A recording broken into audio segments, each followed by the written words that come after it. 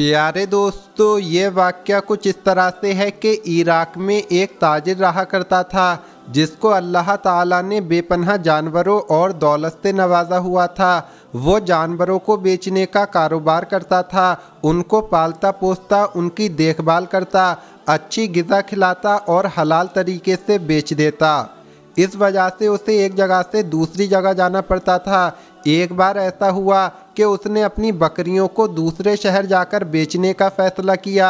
उसने अपने बेटे से कहा कि मैं ये बकरी बेचने के लिए जा रहा हूँ। बेटे ने कहा, हम आपके साथ चलते हैं अब्बा जान। तो ताजिर कहने लगा, नहीं, इस बार नहीं। इसके बाद ताजिर अच्छी नीयत के साथ अपनी बकरियों को लेकर हल्ब शहर की तरफ रवाना हो गया। वो ताजिर उस जगह पर पहुंच चुका था।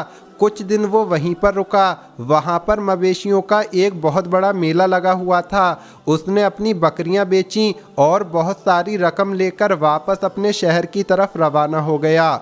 अभी वो अपना सफ़र जारी रखे हुए था कि एक डाकू जो उस जगह का मशहूर डाकू था, उसने ताजिर को देख लिया और वो डाकू समझ गया कि ताजिर के पास बहुत बड़ी रकम है, यानी बहुत ज़्यादा रुपए पैसा है। उसने सोच लिया कि मैं इसे लूट लूँगा। वो डाकू लगातार उस ताजिर के पीछे लगा हुआ था। जब ताजिर रास्ते में एक वीरान जगह पर एक दरख्त के नीचे कुछ देर आराम करने के लिए रुका तो उस डाकू ने ताजिर पर हमला कर दिया। उसकी गर्दन पर अपना खंजर रखा और कहने लगा, जो कुछ तुम्हारे पास है निकाल कर मेरे हवाले कर दो। उस नेक इंसान ने इधर उधर देखा और शोर मचाया कि कोई उसको बचा ले, मगर उस वीरान जगह पर उसकी आवाज़ सुनने वाला कोई इंसान नहीं था। उसने खामोशी से अपना तमाम माल डाकू के हवाले कर दिया और कहा, अब तो मुझे जाने दो। लेकिन डाकू की नीयत बदल चुकी थी। उसने कहा, नहीं, मैं तुझे मार डालूंगा।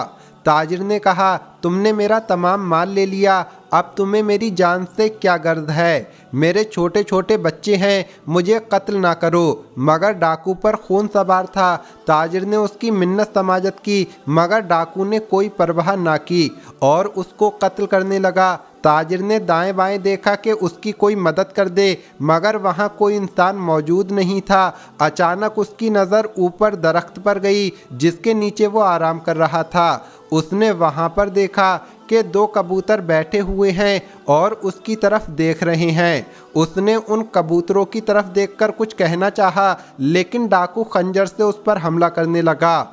अचानक ताजिर ने बड़ी मुश्किल से उन कबूतरों को मुखातिब किया कि ए कबूतरों, गवाह रहना कि मुझे इसने बेरहमी से मारा है। मेरे हलाल कमाए हुए माल को इसने छीन लिया है। तुम गवाह रहना और मेरे बच्चों को मेरे बारे में बता देना। डाकू उसे मार चुका था और उसके आखिरी अल्फाज मजाकी अंदाज में दोहराने लगा कि ए कबूतरों, गवाह रहना, गवाह रहना। ये कबूतर बेजुबान तेरी क्या गवाही देंगे?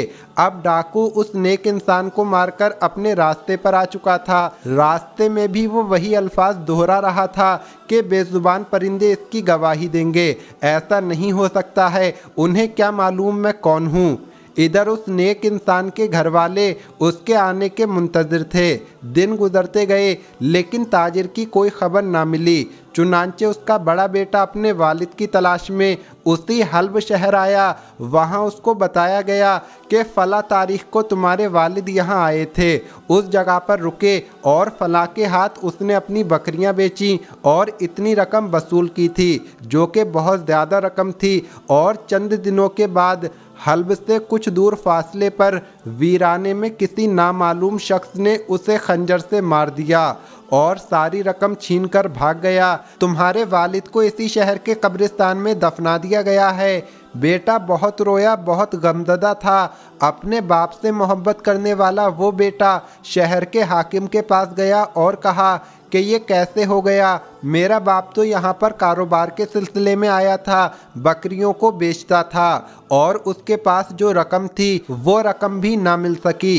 रकम का गम नहीं, लेकिन बाप के जाने का गम है। ऐसे कैसे आपके शहर में कोई अजनबी आता है और किसी को मारकर चला जाता है? क्या आपके पास कोई पकड़ने वाला नहीं है? शहर के हाकिम ने उसकी बात ना सुनी। वो रो रो कर वहाँ के काजी के पास पहुँचा। काजी ने भी उसकी कोई मदद ना की। इसके बाद वो अपने वालिद के उन दोस्तों के पास गया जिनके हाथों उसने अपनी बकरियों को बेचा था। उसके दोस्त कहने लगे, ये बात तो सच है कि उसने रकम जमा की और रकम लेकर अकेले निकल पड़ा, लेकिन बताओ कौन गवाही देगा, क्योंकि वो तो तन्हा था, उसके साथ कोई भी नहीं था। शायद अगर वो किसी के साथ भी होता तो उसको भी मार दिया जाता। बड़ी बेदर्दी से उस कातिल ने उसको कत्ल किया है और वहाँ से जा चुका है। हम नहीं ढूंढ सकते, कातिल ने कोई निशान भी नहीं छोड़ा था। इसके बाद ताजिर का बेटा मायूस होकर वापस अपने शहर आ गया। घर आकर वो सोच रहा था कि किस तरह माँ को बताऊं, लेकिन माँ को बताना तो था। उसने कहा, माँ, बाबा को इस तरह किसी ने मार दिया है और वो कौन अजनबी था हम नहीं जानते। पैसा भी लेकर भाग चुका है और बाप को उसने ख़त्म भी कर दिया।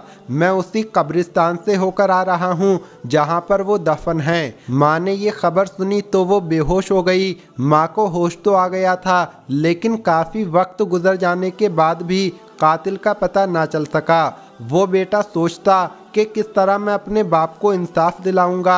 एक बार ऐसा हुआ कि वो फजर की नमाज पढ़ने मस्जिद गया। वहाँ पर एक मौलवी साहब थे। उन्होंने उसे परेशान और ज़ारो कतार रोते हुए देखा तो उससे पूछा, बेटा क्या हुआ, क्या सबब है जो तुम यूँ रोए जाते हो। उसने तमाम वाक़या सुना दिया कि मेरे नेक बाप को किसी ने मार डाला है और आज मैं यतीम हो गया हूँ। मुझे समझ नहीं आ रहा वो कौन था जिसने चुपके से मेरे बाप को मार दिया।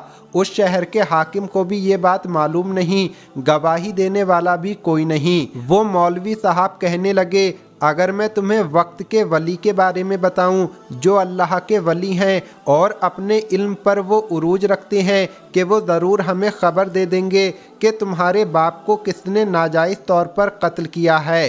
बेटा बहुत खुश हुआ। उसने कहा, क्या आप मुझे उनसे मिला सकते हैं। मौलवी साहब के साथ वो अल्लाह के वली के पास पहुँचे।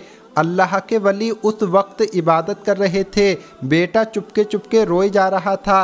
अल्लाह के वली ने अपनी इबादत से फारिग होकर कहा, बेटा गम ना करो, इंशाअल्लाह गवाही वो देंगे तुम्हारे बाप के कत्ल की जिनके बारे में उस अजनबी को भी गुमान नहीं। तुम देख लेना, अल्लाह ताला की रस्सी जब खिंचती है तो बड़े से बड़े मुजरिम अपनी गर्दन को नहीं बचा सकते हैं। तुम देख लेना वो पकड़ा जाएगा और अपने मुंह से खुद उगलेगा।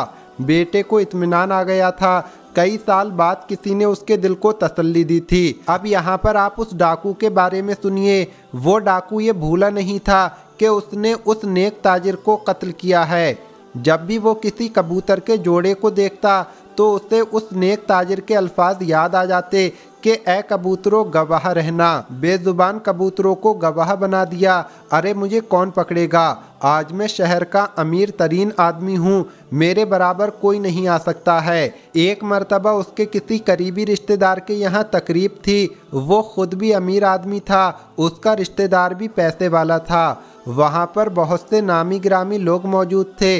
खाना लगाया गया और वहाँ पर तरह तरह के खाने चुने गए। उस कातिल के सामने भी एक बड़ा सा थाल रखा गया। जब उसने थाल से ढक्कन उठाया तो सामने दो बड़े कबूतर भुने हुए पड़े थे। उस आदमी ने एक लंबी सांस ली और उसकी आंखों के सामने एक दरख्त, उसके ऊपर बैठे हुए कबूतर का एक जोड़ा और एक लाश घूम गई। उसके कानों में उस नेक ताजिर के अल्फाज गूंज रहे थे कि ए कबूतरों गवाह रहना। और फिर उसने ना चाहते हुए भी एक ज़ोरदार कहकहा लगाया। ज़ोर ज़ोर से वो हंस रहा था। लोग उसे पागल समझने लगे। लोगों ने देखा कि ये इसको क्या हो गया है। अब उसने कबूतरों की तरफ इशारा किया और फिर ज़ोर ज़ोर से हंसने लगा। वो दावत को भूलकर खाने को भूलकर लोगों को कत्ल का वाक़या सुनाने लगा। उसने एक एक बात मुकम्मल तफसील से लोगों को बता दी। लोग हैरत ज़दा उसकी बातें सुन रहे थे। जैसे ही उसने अपने राज को अपने मुंह से खोला तो उसे एहसास हुआ कि मैंने ये क्या गलती कर दी है। बरसों से जिस बात को लोग भूल चुके थे और लोगों को पता ही नहीं था कि मैंने उस ताजिर को मारा है और मुकदमा बंद हो चुका था। यहाँ तक कि काजी ने भी अपना हाथ हटा लिया था और अब खुद मैंने चर्चा कर दिया इस बात का। लेकिन अब तीर कमान से निकल चुका था। चंद घंटों में ये बात हल्ब के लोगों की जुबान पर थी। शहर के हाकिम को भी इत्तला मिल गई। उसने फौरन उस कातिल को गिरफ्तार करने का हुक्म दिया। उस दावत में शरीक लोगों को गवाही के लिए तलब किया गया। उन्होंने अपने अपने बयान दिए। मुजरिम को बुलवाकर गवाहों के बयान सामने रखे गए। उसके पास एतराफ़ करने के सिवा कोई चारा नहीं था, जिसने खुद अपने मुंह से उगला था। जाहिर सी बात है, अब वो कैसे ये कह सकता था कि मैंने ये नहीं कहा है। काजी ने मुजरिम को फांसी की सज़ा दे दी। फांसी से एक दिन पहले मुजरिम से उसकी बीवी ने अलविदाई मुलाकात की और उससे पूछा कि जब इतने सालों से तुम्हारे इस जुर्म के बारे में लोगों को पता नहीं था, मैं भी नहीं जानती थी, तो फिर कैसे तुमने इस राज को फाश कर दिया? उसने जवाब दिया, मुझे नहीं पता, मुझे ऐसा लगा कि एक बुजुर्ग हस्ती मेरे सामने है। बहुत नूरानी चेहरा था। वो मेरे सामने आए और उन्होंने ना जाने क्या पढ़कर मेरे मुंह पर दम किया कि मैं उसी वक्त बोलने लगा। मैंने वो सब बोला जिसको ना कहने की मैंने कसम खाई थी। अगले दिन सुबह सवेरे उसकी फांसी के मंजर को देखने के लिए बेशुमार लोग जमा थे।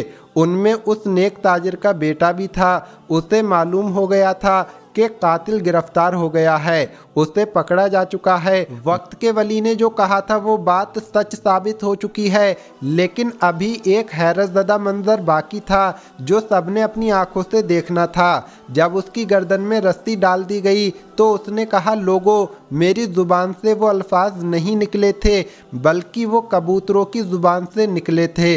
वो 2 कबूतर जो उस दरख्त पर मौजूद थे, जो मुझे मारते हुए देख रहे थे, और वही दावत के रोज़ मेरे सामने थाल में पड़े हुए थे, लेकिन मुझे नहीं पता वही कह रहे थे, मेरे मुंह से वही अदायगी हो रही थी।